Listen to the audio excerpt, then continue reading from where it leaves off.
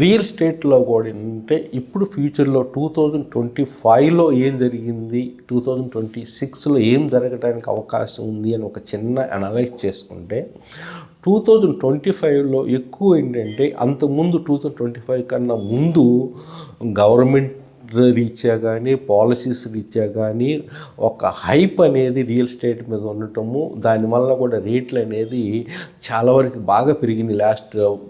ఇది 2 years back అనమాట. Last 2 years నుంచి పెద్దగా రియల్ ఎస్టేట్లో మూవ్మెంట్ లేదు. అంతకుముందు ఏంటంటే ఎక్కడైతే స్పెక్యులేషన్ పార్ట్ అనేది బాగా ఇన్వాల్వ్ అయ్యి ఉంది.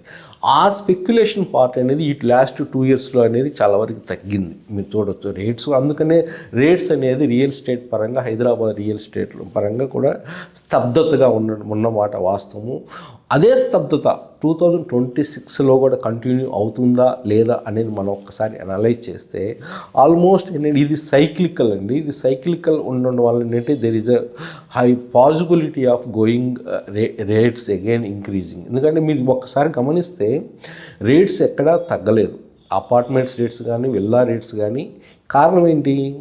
కన్స్ట్రక్షన్ కాస్ట్ తగ్గకపోను, కన్స్ట్రక్షన్ కాస్ట్ పెరుగుతుంది.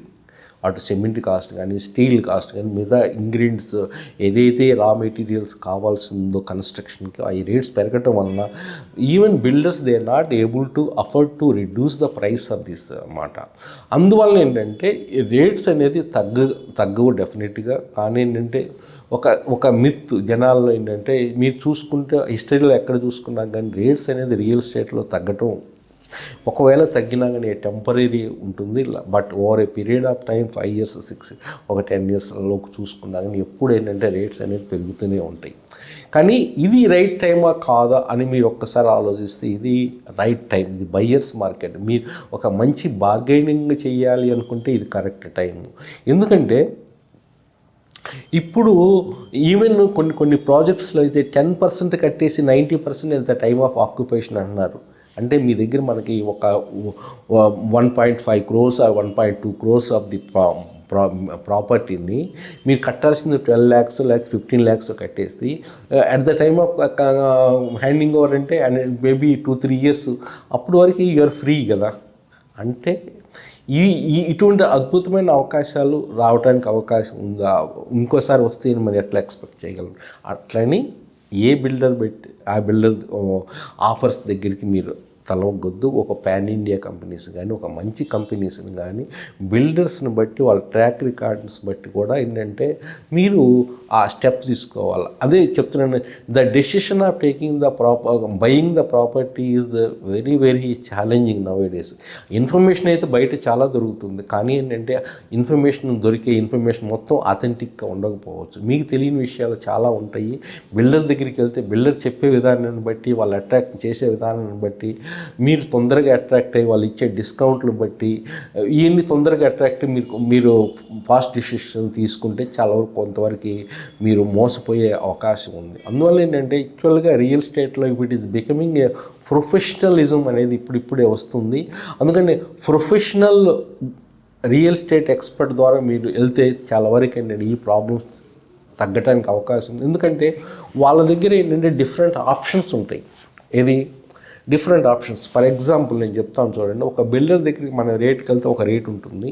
అట్లనే ఒక ల్యాండ్ లార్డ్ అందుట్లోనే బిల్డర్ ప్రాపర్టీ ఒక రేట్ ఉంటుంది. అట్లనే అదే ప్రాజెక్ట్లో ల్యాండ్ లార్డ్ షేర్స్ కూడా అమ్ముతారు. ల్యాండ్ లార్డ్ ప్రాపర్టీస్ ఒక రేట్ ఉంటుంది. అట్లనే ఇనిషియల్గా ఇన్వెస్టర్స్ కొంతమంది డబ్బులు అప్పిచ్చి కొంత ప్రాపర్టీస్ వాళ్ళ పేరు మీద రిజిస్ట్రేషన్ చేసుకొని అవి అమ్ముతూ ఉంటారు. రీసేల్కి వెళ్తూ ఉంటాయి.